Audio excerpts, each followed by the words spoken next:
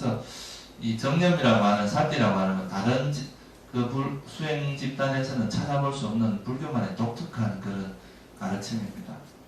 그래서 이 사띠를 개발하는 방법으로서 부처님께서 이제 제시를 한 방법이 바로 사념처라고 하는 겁니다. 네 가지 대상을 알아차림을 함으로써 그 사띠를 개발하게 하는 건데, 이 아나파나사티 속에는 이 사념처 수행이 다 들어있습니다.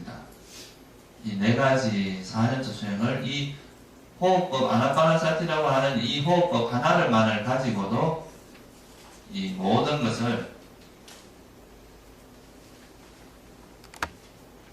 다 이렇게 할 수 있도록 그렇게 한 것이 바로 이 이제 그 아나파나사티인데요.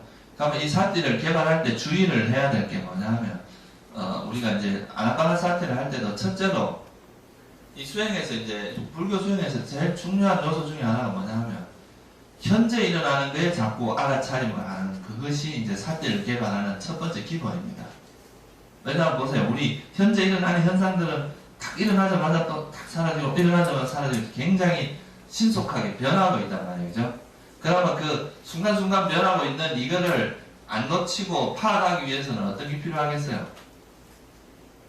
정신을 바짝 차려야 됩니다. 그죠?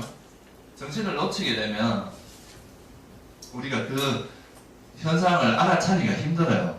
제가 이 비유를 가끔 쓰는데, 우리가 그 옛날에 연탄 공장에서 이렇게 컨베이어 벨트 위에 연탄이 이렇게 찍혀서 이렇게 나오고 계속 돌아가잖아요. 그죠? 그러면 이 컨베이어 벨트가 이렇게 돌아가서 연탄이 하나하나 올려져서 돌아가는데, 이 제일 끝에 있는 연탄을 끄집어내고 요걸 빨리빨리 안 끄집어내면 다 깨지겠죠. 그죠? 그런 것처럼 우리가 이제 정신을 바짝 안 차리고 있으면 우리에게 일어나는 현상은 순간적으로 지나가 버리거든요. 그래서 이 현재에 집중을 하는 훈련을 하다 보면 우리가 정신이 아주 차려지고 마음이 깨어나게 되는 그런 효과가 있습니다. 그래서 첫째는 현재, 지금 이 순간, here and now라고 그러죠. 지금 바로 여기에 있는 이거에 이제 알아차림하는 것이 이제 이 불교 수행의 가장 기본입니다. 과거나 미래로 왔다 갔다 하지 않고 과거를 쫓아다니는, 과거에 있었던 뭐 기억에 계속 그런 것들을 탐닉하고 산다거나, 미래에 오지도 않은 뭐 행복이나 근심, 걱정들 이런 것들에 계속 생각하고 사는 거, 이런 걸 버리고 현재 지금 이 순간에 일어나는 걸 알아차리는 게 중요하다. 그리고 두 번째는 이 일어난 사건에 대해서 분석하지 않는 것이 아주 중요합니다. 치사 선택하지 않고, 이거는 내 마음에 드니까 계속 하고 싶어 하고, 이건 내 마음에 안 드니까 안 해. 이렇게 하면, 예를 들어서 내가 이렇게 지나가는 현상 하나 딱 붙들어가, 이제 이 문 앞에 사람이 이렇게 계속 지나가고 있는데, 저 사람, 내 친한 사람 딱 잡아서 또 그 사람하고 놀고 있다 보면 어떻게 되겠어요? 또 다른 것들 계속 지나가는데 그걸 다 놓치게 되겠죠. 그죠?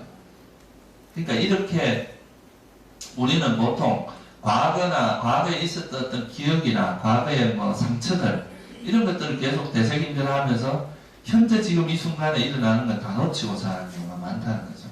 그리고 미래도 마찬가지고, 미래의 근심, 걱정, 계획, 뭐 미래에 올지 안 올지도 모르는 행복을 추구하면서 그렇게 산단 말이에요.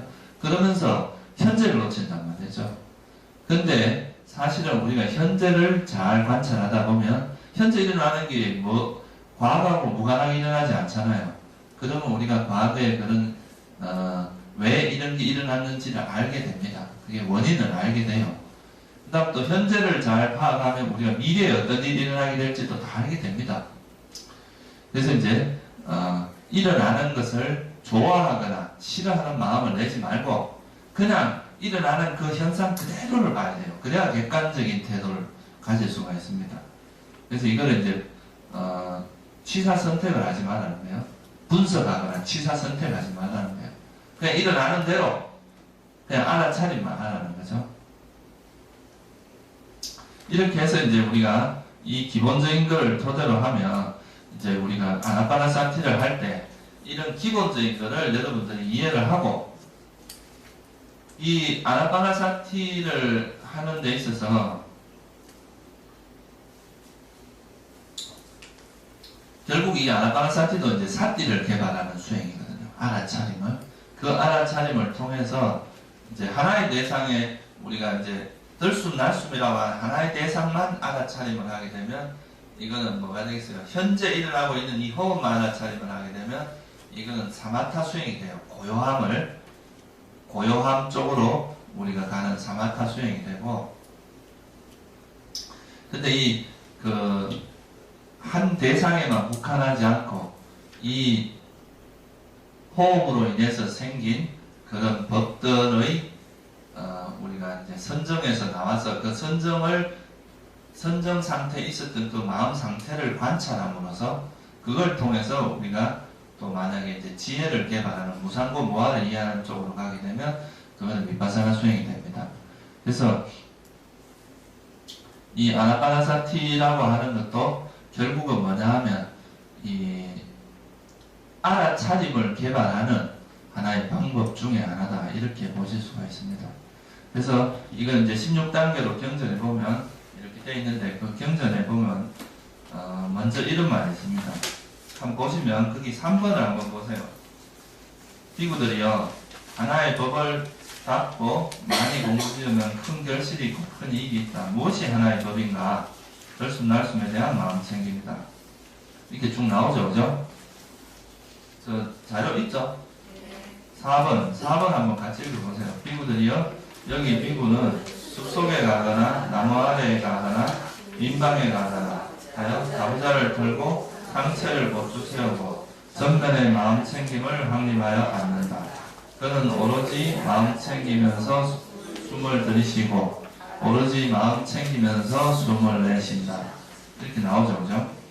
그래서 이제 이 수행을 하고자 하는 사람은 숲속에 가거나 나무 아래 가거나, 뭐 여러분들은 숲속에 갈 수는 없고 이제 뭐 공원에 가셔도 되고, 하여간 이 말은 뭐냐면 조용한데, 그러니까 좀 너무 이렇게 외부에 자극을 많이 일어나지 않는 곳에 가서 가부좌를 들고 자선 자세를 하고 상체는 고추 세우고, 그러니까 허리를 이렇게 고추 세우라는 이야기요.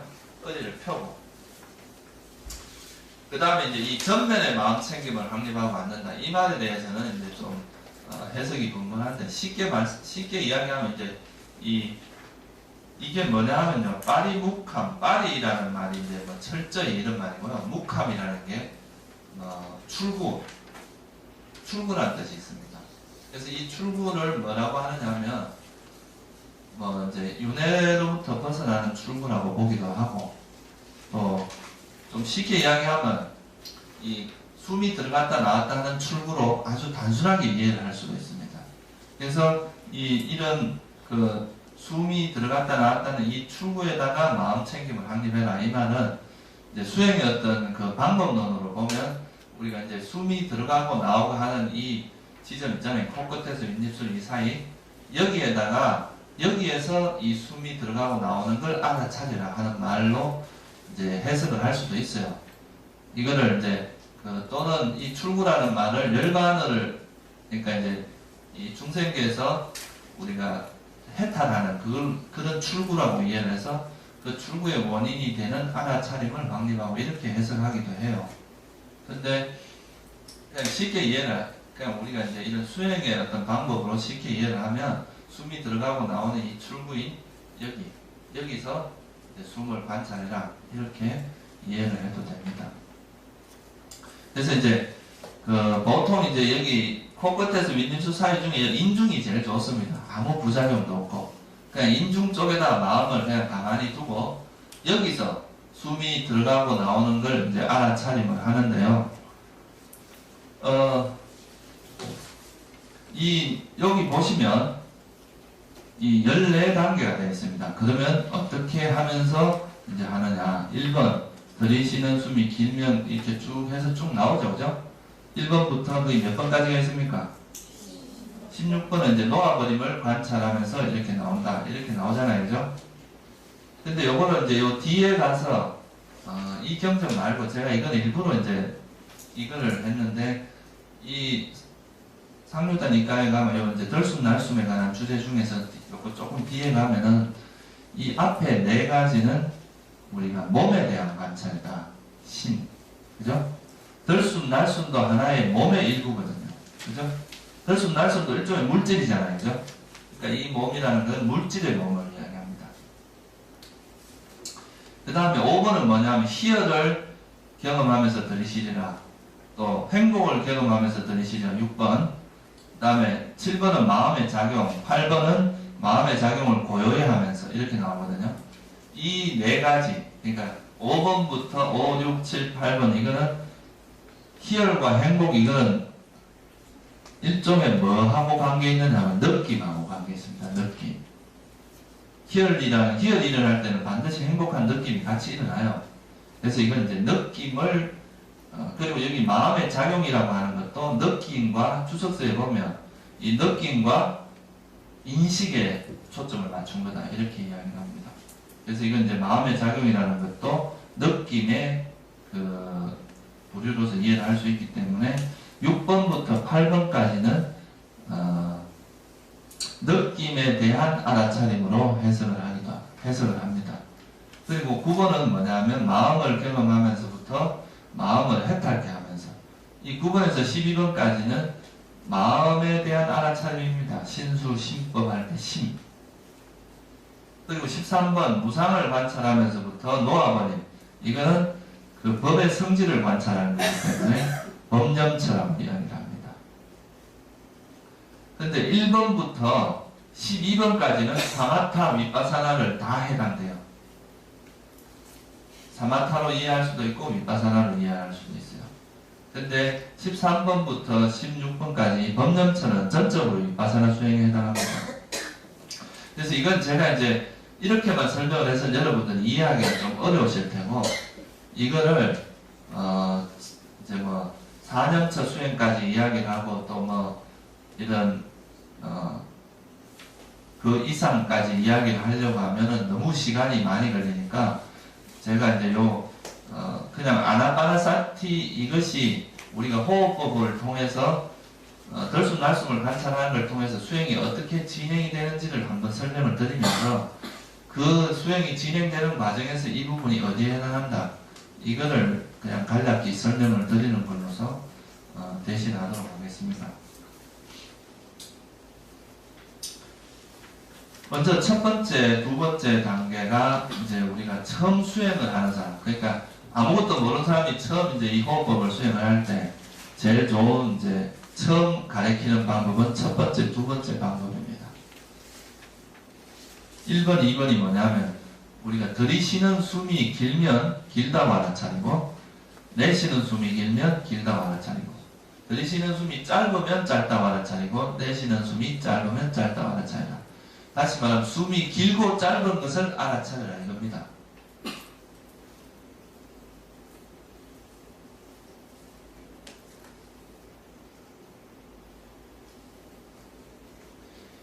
제가 이제 이거를 처음에 이제 이 아나파나사티를 한 오래 가르쳐서 봤었는데요. 이 사람들이 제일 헷갈리는 부분이 뭐냐 하면은 이제 보통 이제 우리가 청정도나 이런 데 보면은 그리고 내가 파업에서 배울 때도 그렇고 이 접촉 지점을 정하라고 이야기를 합니다. 숨이 들어갔다 나왔다 할 때 그 접촉 지점을 정하라고 하는데 그 접촉 지점을 정하게 되면 그 접촉 지점을 이제 관심을 가지면서 실제로 숨에 대해서 알아차림을 하는 게 아니고 이 접촉 지점에 대해서 알아차림을 하면서 굉장히 혼란을 겪는 걸 제가 많이 봤어요. 근데 이 수행은 이 호흡법 수행은 어떻게 보면은 여러분들 이게 예를 들어서 이제 이렇게 손을 이렇게 한번 찔러보세요. 이렇게 손을 이렇게 만지면은 손을 이렇게 만졌을 때 여기 손에서 뭐가 느껴지세요? 뭐 이렇게 뭔가 감각이 느껴지잖아요. 근데 내가 이 손을 가지고 이렇게 만졌을 때 눈을 감고 있어요. 손이 이렇게 딱 부딪히면 이 감각을 알 수도 있지만 이 감각을 통해서 뭘 알 수 있어요? 아 여기 손이 있구나. 그래 뭐 그렇죠. 예를 들어서 우리 뭐 어린 뭐 젊었을 때 데이트할 때 애인이 와가지고 뒤에서 눈을 딱 가리면 그 손에 딱 손에서 감촉도 있지만 이 손이 누구 손이라는 걸 알잖아요. 그죠? 그렇죠? 그런 것처럼 우리가 이 감각이라는 것을 감각이 일어나게 감각이라는 것은 결국 이 감각이 뭐예요? 이 손에 있는 무슨 요소예요? 땅의 요소나 뭐 불의 요소나 바람의 요소 중에 하나라 그랬잖아요. 그러니까 이 손이 따뜻하면 여기서 우리가 이렇게 이 손이 따뜻한 걸 부딪히면 따뜻함을 느끼잖아요. 결국은 이 따뜻함이라는 것도 이 손의 일부입니다. 그렇죠? 그래서 이 숨이 여기 와서 뭔가 부딪힘을 느낀다는 것은 뭔가 이렇게 지날 때 일어나는 감각을 통해서 우리가 이 숨을 알 수가 있는 거잖아요. 그죠? 그렇죠? 그러니까 제가 말씀드리면 이렇게 뭔가 이렇게 손이 부딪혔을 때 이 감각이 중요한 게 아니라 이 손이 있다는 게 중요한 거란 말이에요. 무슨 말씀인지 아시겠죠? 그래서 이 숨을 관찰할 때 그냥 이 접촉 지점에 대해서 너무 신경 안 써도 됩니다. 여러분들이. 그냥 그런 감각이 일어나면 여기 숨이 들어가는구나 나가는구나 이것만 알면 돼요. 근데 이렇게 하는 것보다 부처님께서 참 지혜롭다고 생각한 게 그냥 들어가는 여기서 마음은 여기 인중에 두고 처음 하실 때는 그냥 숨이 들어가는 숨과 나가는 숨의 길이를 알아차리세요. 처음 할 때는 여기 경전에 나와 있는 이대로 그러니까 숨이 이렇게 내가 예를 들어서 한 요 정도 길이는 긴 숨, 요거 넘어가면 긴 숨, 요거보다 짧은 건 짧은 숨 이렇게 파악을 해두잖아요. 그죠? 나름대로 마음을 전한단 말이에요. 그럼 이렇게 앉아 숨을 이렇게 들이쉬다가 자기가 생각한 것보다 좀 길게 들어가면 긴 숨, 길다고 알고 또 나가는 것도 그렇게 알고 그죠? 그래서 숨이 길고 짧은 걸 알다 보면 숨에 관심이 가게 돼 있어요. 그죠? 숨이 들어가고 나가는 걸 그냥 자동으로 알아차리게 돼 있다. 그러니까 길고 짧은 걸 알다 보면 이게 숨이라는 것에 대해서 자연스럽게 친숙해진다는 거죠. 그래서 구태여 숨을 어떻게 저떻게 복잡하게 생각하지 말고 그냥 들어가는 숨이 길고 짧은지에 대해서만 관심을 가지라는 거죠. 그러면 길면 자기가 생각하듯이 길다고 생각하면 길다고만 알아차리고 구태여 긴 숨 이렇게 이름을 붙일 필요는 없고 길다고만 알고 내쉬는 숨이 길면 길다고 알고 짧으면 짧다고 알고 그 메커니즘으로만 그냥 알면 됩니다. 그 대신에 마음을 너무 이렇게 막 아무데도 이렇게 정해진 데가 없으면 오히려 이제 집중하는 게 좀 약해지고 집중을 어떻게 해야 될지 모를 수가 있거든요. 그러니까 그냥 인중주의에다가 마음을 두고 여기서 숨이 들어가고 나가는 건 느껴지시죠? 그죠? 지금? 이게 뭐 어디서 접촉한다 이런 건 신경 쓰지 말고 숨이 들어가고 나가는 걸 알 수 있는데 그 들어가는 숨이 긴지 짧은지를 먼저 알라 이거죠. 무슨 말씀인지 아시겠죠? 그냥 그렇게만 하면 돼요. 그리고 이거를 이제 태국 같은 데서는 어떻게 하라고 하느냐 하면 들어가는 숨에다가 나가는 숨에 붙다 이거를 이제 일종의 이제 그다 이름을 갖다 붙여서 숨에 좀 익숙해지도록 하는 그런 방법도 있긴 있습니다. 그러니까 들어가는 숨에 나가는 숨에 또 이렇게 하는 방법도 있는데 제가 생각엔 경전에 충실하는 게 제일 좋아요. 그냥 길고 짧은 거를 여러분들이 관심을 가지고 알다 보면 이 숨이라는 데 익숙해진다는 뜻입니다. 처음에는 그죠? 그러니까 그냥 이렇게 여기서 마음을 두고 들어간다는 것이 어느 정도 길면 길다, 짧으면 짧다 이렇게만 계속 알아차리만 하세요. 그러면 이제 우리가 마음에서 그런 번뇌가 점점 줄어듭니다. 그래서 이제 이렇게 하다가 그래도 번뇌가 좀 많다 싶으면 번뇌가 잘 안 없어지고 마음이 고요하게 집중이 잘 안 된다, 알아차림이 잘 안 된다 생각을 하면 이제 들어가고 나오고 하는 그 들숨 이렇게 들어가는 숨과 나가는 숨을 길다고 하든 짧다고 하든 알아차리고 나서 하나를 그냥 이렇게 세는 거예요. 무슨 말씀인지 아시겠죠? 그리고 또 들어가고 나가는 걸 보고 나서 둘 이렇게 해서 우리가 이제 한 8점도 수행하는 게 8가지만 세세요. 8가지. 청정도론에서는 5에서 10 사이를 세라 그랬거든요. 그래서 8가지만 세는 거예요. 그리고 또 잃어버리고 세고 이렇게 이 2가지 방법을 써서 여러분들이 하시다 보면 숨에 익숙해집니다. 그리고 이 처음에 이 들어가고 나오는 숨이 길다 짧다 알려면 숨에 관심을 가져야 되겠죠. 숨에 마음을 안 두고 있으면 이게 길은지 짧은지 뭐 그런 걸 알 수가 없잖아요. 그죠? 그렇게 함으로써 현재의 알아차림을 하는 것이 자꾸 이렇게 강해집니다. 현재 있는 이 숨이 길은지 짧은지를 알아차려야 되니까, 그죠? 그렇게 해서 우리가 이제 처음에는 우리가 일상생활을 할 때는 그냥 뭐 어떤 현상들이 일어나더라도 그냥 현재 일어나는 걸 알아차리면 하면 돼요. 걸어가면 걸어가는 거 말고, 먹을 때는 밥 먹을 때는 이제 먹는 거, 내 손이 움직임, 입에 들어가서 뭐 음식의 맛 이런 거 뭐든지 현재 내가 느껴지는 것을 그대로 알아차리면 하면 되고, 앉아서 자선을 할 때는 오직 뭐만 알아차리느냐, 들숨 날숨만 알아차리는 겁니다. 다른 생각이 일어나는 건 즉시 내려놔야 돼요. 그런 것들은 지금 수행에 그냥 이런 호흡 외에 다른 생각들은 어때요? 그냥 이렇게 왔다가 그냥 간다는 거예요. 왔다 가는 이런 현상들이니까 내가 이거에 개입을 하지 말고 관심을 가지지 말고, 내가 관심 가지는 건 현재 나에게 일어나고 있는 그 숨에만 관심을 가지라는 것이죠. 그래서 여기 보면 뭐라고 되어 있어요? 이 첫 번째 아까 제가 보면은 오로지 마음 챙기면서 숨을 들이쉬고 이제 오로지 마음 챙기면서 숨을 내쉰다 이렇게 되어 있잖아요, 그죠? 그러니까 숨 자체가 이 숨 자체가 들어오고 나오고 하는 그것만 알아차리라는 거예요. 아시겠죠?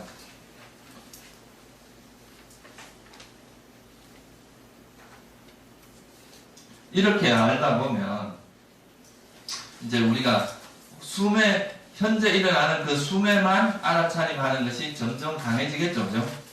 그러면 이제 숨도 좀 알아차리시고 이렇게 하면 그 다음 단계는 뭐냐면요, 세 번째 단계가 숨의 전 과정. 여기서 제가 이제 이거는 그 처음 수행을 할 때 여러분들이 숨이 들어오고 나오고 하는 걸 이제 1단계, 2단계가 이제 초보 단계에서 길고 짧은 걸 알아차릴 때 숨을 조절하면 안 된다는 거예요. 숨은 그냥 평상시 호흡으로 해라.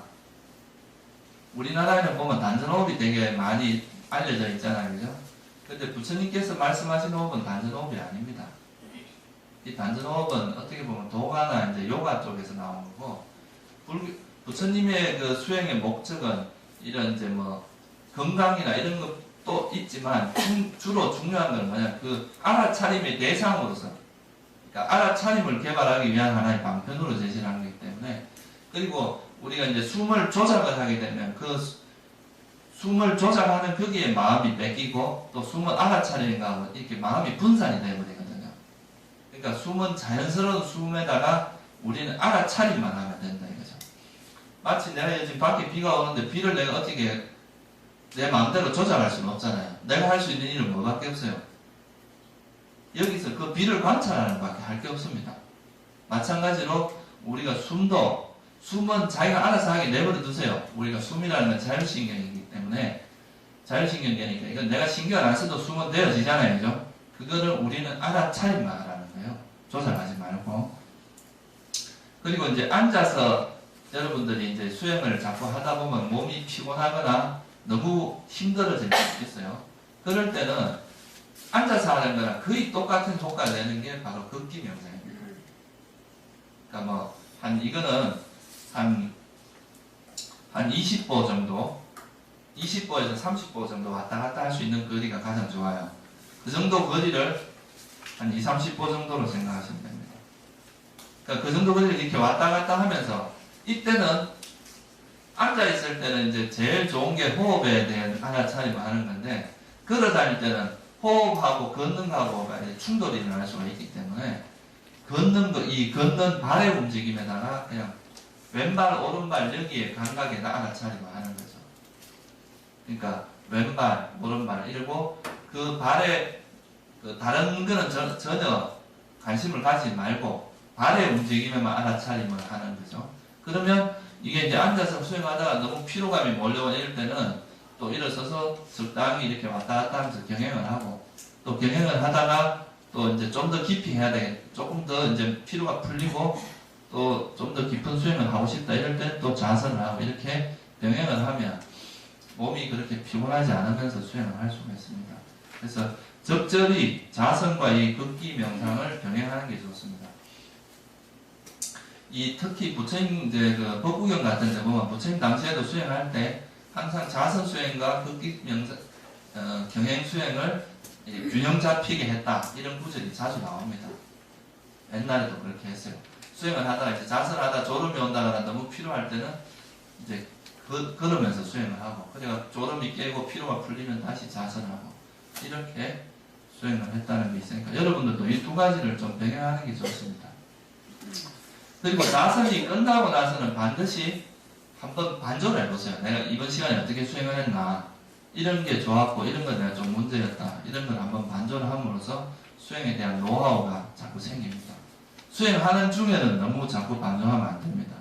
그러면 수행이 산만해지기 때문에 수행할 때는 그렇게 자주 반조하지 말고, 수행할 때는 그때그때 이제 수행을 하되 수행이 끝나고 나서는 이제 한번 이렇게 평가를 하고 자기 수행에 대해서 한번 좀 반조를 할 필요가 있습니다.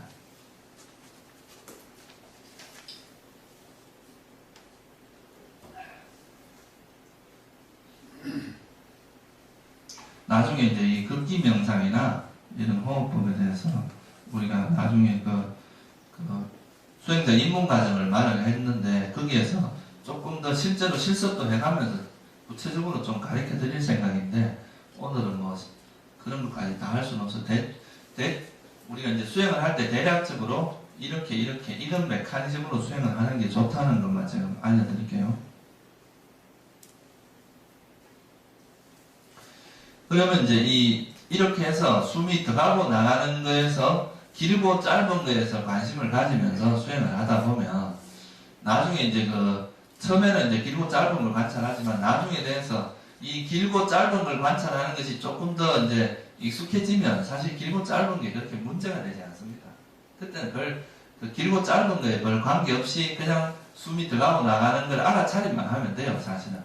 근데 제일 처음 접근할 때는 길고 짧은 걸 알아차리는 수행을 하는 게 숨에 익숙해지는 데 도움이 많이 됩니다. 그렇게 해서 이제 이게 좀 호흡에 대한 알아차림, 호흡에만 알아차림하는 그 집중력이 강해지면 그 다음에는 이렇게 되는 건 이제 호흡에 뭐 한 적어도 한 10분에서 그 정도, 딴 생각이 별로 일어나지 않고 들어가고 나가는 것을 한 10분 정도, 만약에 여러분들이 이제 마음이 딴 데로 별로 도망가지 않으면서 호흡에 집중이 된다면 그때는 이제 이 호흡의 전 과정 한 뭐 10분, 15분에서 한 그 정도. 시간은 그렇게 딱 중요한 건 아닙니다. 어쨌든 어느 정도 이제 집중이 됐다 생각하면 다음 과정으로 넘어가는데, 그 다음이 뭐냐면 온몸을 경험하면서 들이쉬고 온몸을 경험하면서 내쉬라는 세 번째 단계입니다. 여기서 온몸이라는 건 이 온몸을 이야기하는 게 아니고요. 뭐겠어요? 호흡, 우리가 숨을 관찰하고 있잖아요. 그죠? 그러면 숨의 온몸을 이야기합니다. 그러니까 숨이 온몸이라고 하는 것은 숨이 들어가는 지점부터 시작해서 중간 끝.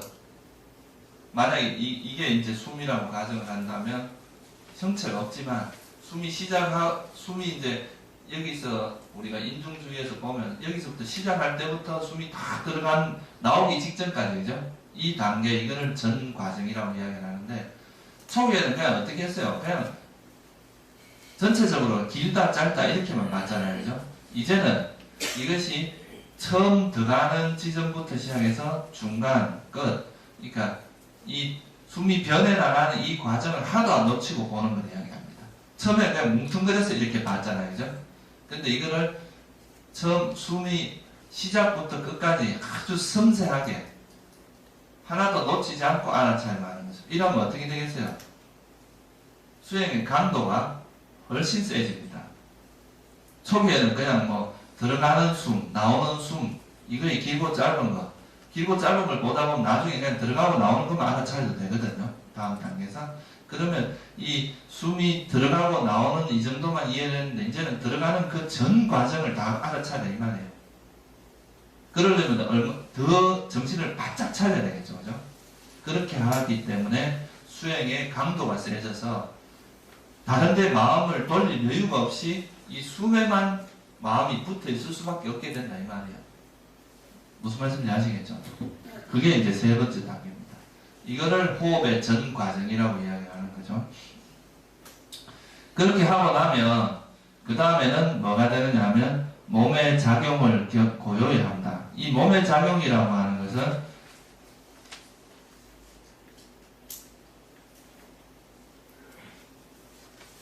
이게 이제 그 들숨 날숨을 이야기한다고 생각하면 돼요. 그래서 그 몸의 작용을 고요히 하면서 이제 들이쉬리라. 이거는 뭐냐 하면 이 숨 자체가 이제 지금 이제 숨의 전 과정을 알아차리다 보면 숨이 우리가 집중력이 향상되면서 그 집중력이 향상됨에 따라서 우리 숨은 점점 고요해집니다. 처음에는 이렇게 거칠던 숨들이 점점 고요해지면서 이 고요해지고 미세해짐에 따라서 우리 마음이 그 숨이 그러니까 아까 말했듯이 숨이 점점 고요해지는 이걸 이야기합니다. 그러니까 처음에 이제 이 고요히 하겠다 이 말은 수행할 때 계속 그렇게 하라는 이야기가 아니고 우리가 이제 자선을 하기 직전에 이번 시간에 내 어제보다는 좀 더 고요히 해보겠다. 좀 더 고요한 상태로 내가 해보겠다. 이런 결심을 하고 수행을 하라는 이야기입니다.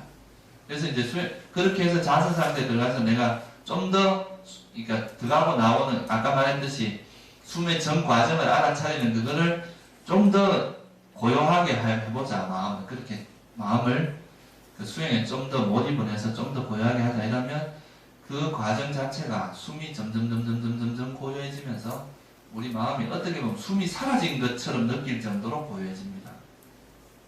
이게 이제 이 단계인데요. 근데 이제 요 단계를 선정의 단계로 보는 사람도 있습니다. 그러니까 이 단계만 해도 선정까지 갈 수 있다고 보는 경우가 있는데, 근데 이렇게 하는 것보다 여기서 이제 그 5단계부터 12단계까지를 좀 더 이 수행의 변화를 보면은 여러분들 좀 더 실감나게 이해를 할 수 있기 때문에 저는 약간 다른 방식으로 설명을 한번 드려볼게요. 그러니까 이 과정에서 4단계까지만 해도 선정에 들어가는 걸 모두 다 설명할 수도 있어요. 이까지만 가지고도. 그러니까 보통 이 정도 하다 보면 니미따가 나타나고 그 니미따에 집중을 하면 선정에 들어간다고 말할 수 있는데, 그 니미따가 나타나는 그 과정을 좀 더 드라마틱하게 이야기를 하려면 조금 12단계까지를 선정 수행의 과정으로 이해를 하면 조금 더 이해하기가 쉽습니다, 여러분들이. 그래서 조금 더 나아가 보면, 그러면 이제 보세요. 그 숨이 이제 4단계에서 숨을 고요했는데 5번째가 뭐라고 되어 있어요? 희열을 경험하면서 이렇게 나오잖아요, 그죠? 그러니까 이제 숨이 이렇게 고요해지기 시작하면서 이제 호흡에 관찰하면서 이 숨이 점점 고요해지면 그때부터 여러분들 마음에 뭐가 일어나냐면 희열이 일어납니다. 아주 희열과 행복감이 서서히 강해지기 시작합니다. 마음에서. 이거는 우리가 보통 이제 새 속에서 느끼는 즐거움과 전혀 다른 즐거움이 일어납니다. 우리가 보통 새 속에서 이제 느끼는 즐거움은 다 감각적 욕망을 통한 즐거움입니다. 감각적 욕망을 통해서 주로 일어나는 건데, 그 즐거움과는 전혀 다른 좀 더 고차원적인 즐거움이 일어나죠. 이게 보면 새 속에서도 우리가 그냥 막 놀아서 즐거움이 있지만 여러분들이 공부나 학문을 하고 나서 오는 즐거움도 있잖아요, 그죠? 그런 즐거움은 일반적인 즐거움하고 조금 달라요. 그래서 이제 그것도 일종의 감각적 욕망을 좀 벗어나서 오는 즐거움들입니다. 근데 여기서 우리가 이 수행을 통해서 오는 즐거움은 완전히 이제 희열과 행복을 마음이 고요해짐으로서부터 오는, 이 고요해진다는 건 뭐를 의미하겠어요? 그만큼 번뇌가 가라앉았다는 이야기겠죠, 그죠? 번뇌가 막 치성하면 고요해질 수가 없잖아요. 그래서 이걸로부터 오는 이제 희열과 행복이 일어나는 단계가 5번째, 6번째 단계라고 보시면 돼요. 7번째 뭐가 되어 있어요? 마음의 작용을 경험하면서라고 나오잖아요, 그죠? 이 마음의 작용을 주석서에서는 이제 그 느낌이나 인식이라고 이야기를 합니다. 인식이라는 게 뭐예요? 수상할 때 상이라는 게 뭐라 그랬어요? 표상작용이라고 그랬죠, 그죠? 자, 보세요. 처음에는 이제 숨이라는 게 형체가 없잖아요, 그죠? 그냥 이제 들어가고 나가는 거 어떤 것인지 모르지만 들어가고 나가는 것만 알아차렸어요, 그죠? 근데 이게 이제 점점 보여지면 나중에는 숨이 들어가고 나가는 걸 아는 건 뭘 통해서 알아요, 우리가? 기본적으로는 이 몸에서 오는 감각을 의지하고 있거든요. 그렇죠? 그래도 뭔가 이렇게 내가 손이 딱 부딪힐 때 뭐 부딪히는 걸 보면서 이 손이 있다는 걸 아는 건 똑같은 거예요. 여기도 뭔가 이제 들어가고 나가는 걸 느끼는 게 있잖아요. 그죠? 그게 이제 감각을 어느 정도는 의지하고 있거든요.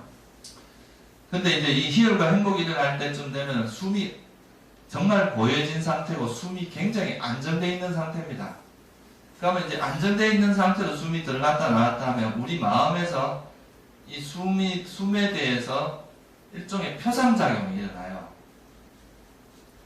나름대로 이해하는 좀 이제 일관성 있는 표상작용이 일어나는데 그게 주로 수행상에서 어떻게 나타나냐면 이 숨이라고 하는 것이 일종의 비주얼화되는 거죠.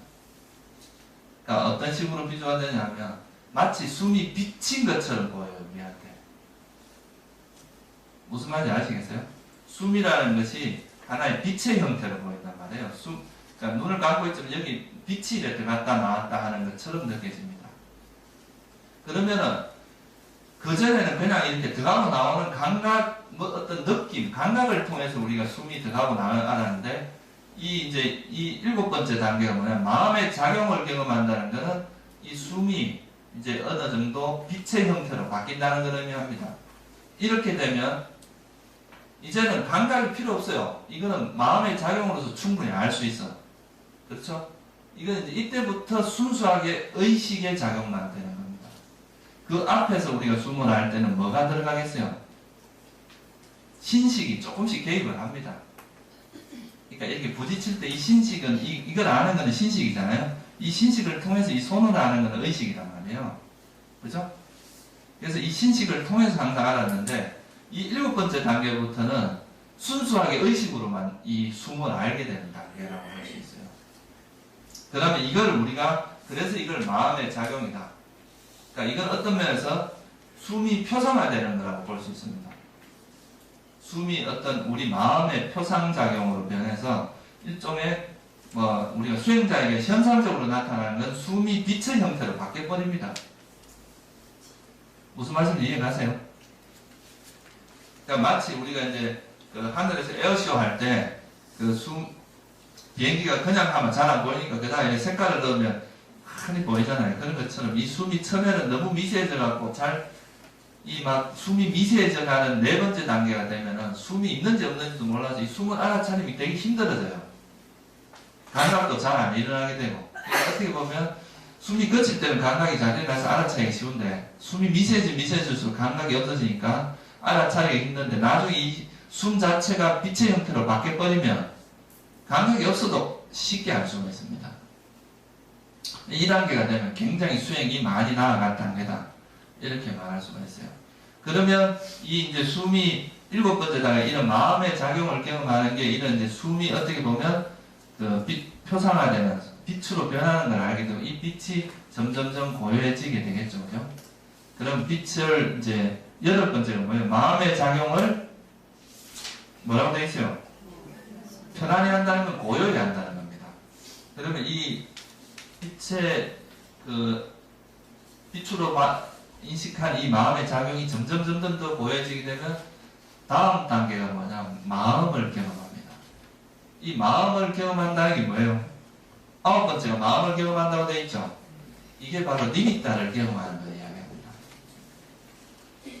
처음에 이제 이게 숨이라는 것이 이렇게 빛으로 바뀌면서 이제 숨이 빛의 형태로 파악을 하죠. 꼭 빛이 아니라도 하여튼 나름대로 표상화 작용이 일어납니다.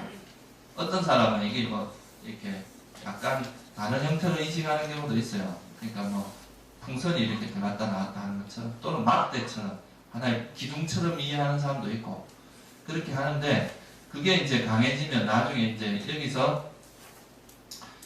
여기서 이제 숨이 된 것이 점점 밝아지면서 굉장히 밝고 환한 어떤 빛의 형태로 나타나는데 그게 그때 되면 그 정도 되면 이제 우리가 번뇌가 거의 가라앉으면서 마음이 아주 깨끗해지면서 청정한 그런 마음 상태가 되면서 그 마음의 반작용으로 이 환하고 밝은 빛의 형태로 나타나는데 그게 일종의 마음이 이제 그 이전에는 마음이 잘 안 드러나다가 이 마음 다른 번뇌가 없어지니까 이 순수한 마음만이 딱 이렇게 우리 마음에 부각이 되면서 그거를 우리가 마음의 작용을 마음을 경험한다. 이거는 다른 말로 하면 니미따를 경험한다. 니미따라고 하는 것은 일종의 그 집중된 아주 깨끗해진 정화된 마음이 빛의 형태로 나타나는 게 니미따거든요. 무슨 말씀 이해가세요? 이 부분부터는 아마 조금 어려우실 거예요. 그냥 이거는 그냥 그렇다 이렇게 수행이 이렇게 흘러간다 정도만 이해를 하세요. 그러면 이 니미따가 나타나게 되면 그 니미따를 그 다음 단계가 뭐예요? 마음을 기쁘게 한다 그랬잖아요. 기쁘게 한다는 거는 여기서 이 마음, 이 니미따에 대한 행복감을 더 높이는 걸 의미합니다. 마음을 기쁘게 하면 할수록 더 행복해지죠, 그죠? 더 행복해진다는 거는 이 빛이 여기에 지금 내가 호흡에 몰입을 하고 있는 그 상태가 행복하면 행복할수록 그게 오래 머물 수 있다는 거잖아요, 그죠? 그렇죠? 그러면 더 마음은 고요해지고 더 밝아지겠죠, 빛이. 그래서 이거는 그 니미따를 점점점 밝게 하는 과정이라고 보시면 돼요. 마음을 기쁘게 한다는 게. 그 다음에 이제 마음을 집중한다. 이거는 그렇게 하면서 이 니미따에만 자꾸 몰입을 해가는 그 과정이고, 그 다음에 12번째가 뭐예요? 마음을 해탈한다. 뭐로부터 해탈되겠어요? 5가지 장애로부터 완전히 해탈되는 단계. 이걸 이제, 그러니까 이건 12번째, 12번째 단계, 이건 선정에 들어가는 걸 이야기합니다. 초선에 들어가면 오온으로부터, 아니, 5가지 장애로부터 해탈이 되고, 2선에 들어가면, 일으킨 생각과 지속적 고찰로부터 해탈되고, 뭐 이런 식으로 단계적으로 가는 거죠. 그래서, 우리가 선정에 들어가는 걸 경전에서 뭐라고 하느냐면, 심해탈이라고 합니다. 심해탈. 그러니까, 감각적 욕망과 그런 번뇌로부터 해탈한다. 일시적으로 해탈한다. 이래서 심해탈. 12번째가 이제 이런 해탈입니다. 이거는 선정에 들어가는 걸 이야기하는 거죠. 그죠? 그러면 이 선정에 들어간 사람은 선정에서 들어갔다 나오면 선정 상태 만약 1시간쯤 있다가 또는 2시간, 3시간 있다가 나왔어요. 나오면 그 선정 상태가 깨지잖아요. 그죠? 그러면 그 깨지게 되면 선정 상태에 있었던 그 마음의 작용들이 변한다는 걸 알 수 있잖아요. 그죠? 그렇죠? 선정에 있었던 마음이 그대로 있는 게 아니라 선정이 나오니까 깨지고 변했잖아요. 그 선정에 있었던 마음 작용들이 변한다는 것을 통찰하는 것이 무상함을 관찰하는 겁니다. 스님 그러면 9번째, 9번째에 그럼 여기서 그러면 그 순간 깨침이 나오는 아니요. 이거는 이제 물론 이 전에서부터 전생의 지혜를 수행을 많이 한 사람은 이걸 순식간에 넘어갈 수도 있어요. 근데 이제 그 과정을 이제 구체적으로 좀 변화를 설명을 하자면 9번째 단계는 마음을 경험한다고 하는 것은 이제 니미따를 경험하는 걸 마음을 경험한다고 이야기를 하는 거죠. 그러니까 우리가 그 아나파나사티로부터 생긴 니미따가 있어요. 그 니미따를 경험하는 걸 마음을 경험하는 거다. 이렇게 이야기를 하는 거고요. 그렇게 해서 이제 아까 말했듯이 선정에서 나오고 나서 무상을 경험하게 되고 이제 그 선정 상태에 있었던 그 요소들이 변한다는 걸 보면 그러니까 선정이라고 하는 그 고차원적인 마음도 영원한 것이 아니라는 뜻입니다. 선정 상태가 영원하면 그 상태로 계속 있어야 되는데 나오면 깨지잖아요. 그걸 통해서 이제 무상함을 알고 또 선정 상태에서는 거기서는 나라고 하는 것이 전혀 작용을 안 합니다. 그런 걸 보면 우리가 나라고 하는 것이 영원하다면 그 상태에서도 있어야 되잖아요. 그래서 이제 이런 걸 통해서 나라는 것을 나라고 할 만한 것이 없다. 이렇게 통찰할 수도 있고요. 어쨌든 무상을 관찰하고 그리고 나면 그 다음에는 이 무상함을 본다는 것은 이 대상에 대해서 변하니까 이건 집착할 만한 것이 아니다. 이게 혐오스러운 것이다. 우리가 즐길 만한 대상이 아니라고 보게 됩니다. 그러면 뭐겠어요? 탐욕이 빗바라게 되겠죠. 그죠? 탐욕이 빗바람이 일어나고. 그러면 소멸을 관찰하게 됩니다. 이제 모든 것이 사라진다는 걸 관찰하고 그 소멸이라는 건 열반이거든요. 그죠? 그 열반을 터득하게 되면 결국 그게 뭐겠어요? 16번째 단계가 놔버립니다. 모든 걸 놓아버린 이제 상태. 그게 깨달음이 되겠죠. 그죠? 모든 걸 다 놓게 된다는 거죠. 그래서 이 13번째부터 16번째 단계는 이제 어떻게 뭐 우리가 밑바사나의 지혜를 통해서 어떻게 이 우리가 쥐고 있는 걸 놓느냐. 우리가 지금까지 뭔가를 꽉 쥐고 살았는데 이 쥔다는 것을 일시적으로 놓고 나서 그러니까 계속 쥐고 있을 때 모르는데 선정에 들어가는 순간 일시적으로 놓는단 말이에요. 그죠? 놓고 나서 이 현상을 관찰을 이제 무상함을 관찰하고 탐욕의 빗발냄 그리고 소멸 놓아버림을 관찰해 보니까 아 이거는 정말 지천할 만한 것이 아니다. 완전히 놓게 됩니다. 그게 놓아버림. 이제 마지막 16번째 장에 놓게 되면 그게 이제 우리가 완전한 깨달음에 들어가는 걸 이야기하는 거겠죠. 그죠? 그래서 이 아나빠나사티 하나만 가지고도 우리가 수행이 시작부터 끝까지 다 이루어질 수 있습니다. 대단한 수행입니다. 사실 제가 이거는 여러분들 아직 이제 좀 이거를 깊이 있게 이야기할 단계가 아니라서 되게 이제 스킵을 한 거예요. 대충 이렇게 흘러가는 것만 말씀을 드린 건데, 그래서 이런 수행을 하게 되면 우리에게 어떤 이익이 있느냐. 여기 보면 이제 결실경이라는 경이 있습니다. 이 아나빠나사티를 통해서 오는 결실이 뭐냐. 그리고 뭐라고 되어 있어요? 두 가지 중에 하나의 결실이 있다. 지금 여기서 구경의 지혜를 얻거나 치착에 남아있다면 다시 돌아오지 않는다. 다시 말하면 이건 뭐를 의미하겠어요? 아라한이 아니면 아나함이 될 수 있다는 이야기입니다.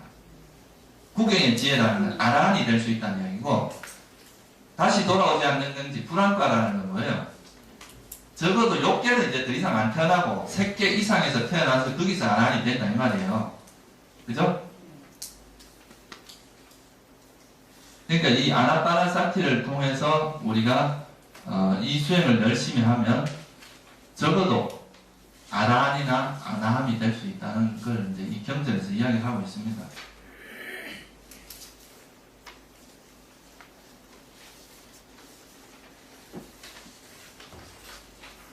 그래서 이제 우선에 여러분들 이제 이건 제가 이제 이 아나빠나사티라는 거 하는 이 경이 이 수행이 우리 삶에서 이제 우리가 수행자에게 굉장히 유용한 것이고 또 수행의 시작부터 끝까지 이 하나의 수행만 가지고도 모든 것을 이룰 수 있을 만큼 중요한 수행이고 또 이 수행이 석가모니 부처님께서도 이 수행을 하셨습니다.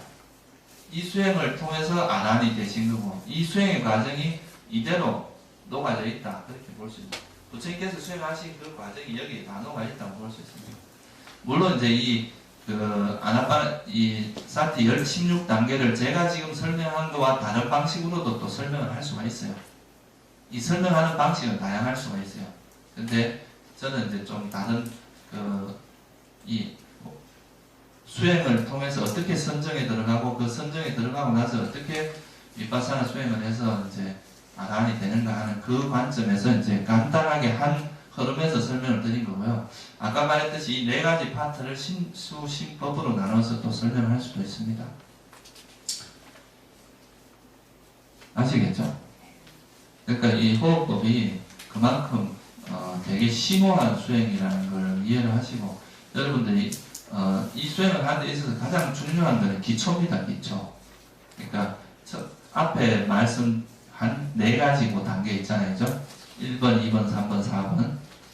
그러니까 길고 짧은 걸 알아차리고 숨의 전 과정을 알아차리고 숨을 고유하는 이 4가지 단계가 처음 수행하는 사람에게 가장 중요한 그 부분입니다.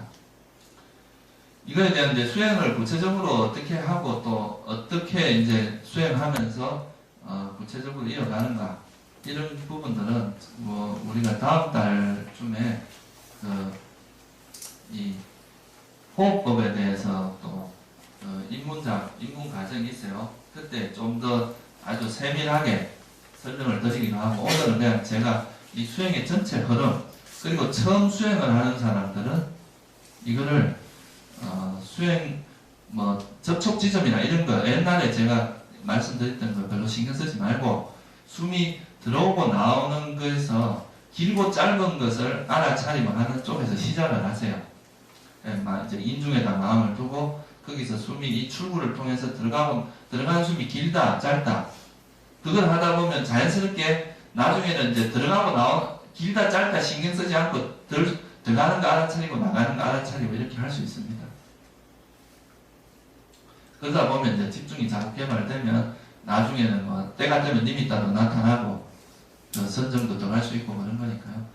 일단은 이 수행이라고 하는 것은 어떤 수행을 하든 간에 자꾸 아까 말씀드렸듯이 탐진치를 내려놓는 수행입니다. 그러니까 집중을 함으로써 다른 번뇌를 내려놓는 수행이다. 그래서 어떤 수행이든지 하다 보면 급하게 생각하지 마세요. 일찍 결과를 이루려고 하는 수행은 반드시 엄두한 대로 가게 되어 있습니다. 그래서 나한테 있는 번뇌를 자꾸 포기하다 보면 어느 순간에는 이제 우리가 원하는 결과가 오니까 아시겠죠? 일단 이거는 마치고 잠깐 쉬었다가 또 시작하겠습니다.